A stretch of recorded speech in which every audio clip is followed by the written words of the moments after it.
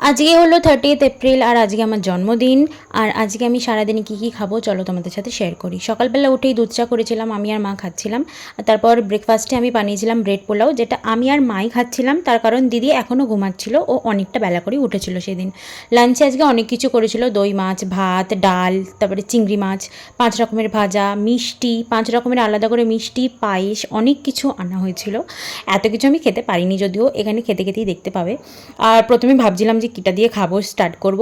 তারপর ফার্স্ট বাইটটা খেতেই আমি লঙ্কা কামড়ে ফেলেছিলাম, আর আমি আজকাল একদম ঝালটা খেতে পারি না, তো অনেকটাই কষ্ট হচ্ছিল।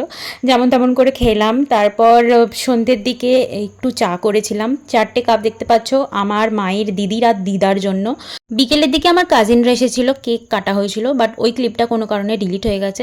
তারপর ডিনারে আমরা গেছিলাম একটা রেস্টুরেন্টে সামনাসামনি, কিন্তু ওখানে গিয়ে আমি ভুলেই গেছিলাম যে আমি ভিডিও করছিলাম। তো লাস্টে হঠাৎ করে মনে পড়ে আমি ভিডিওটা করলাম। আর যাওয়ার সময় ভীষণ বৃষ্টি হচ্ছিলো, আর আসার সময় খুব বৃষ্টি হচ্ছিলো, কিন্তু তাও ছাতা নিয়ে বেরিয়ে গেছিলাম। ভেবেছিলাম যে পুরো ডের ব্লগ করবো, বাট তা আর করিনি।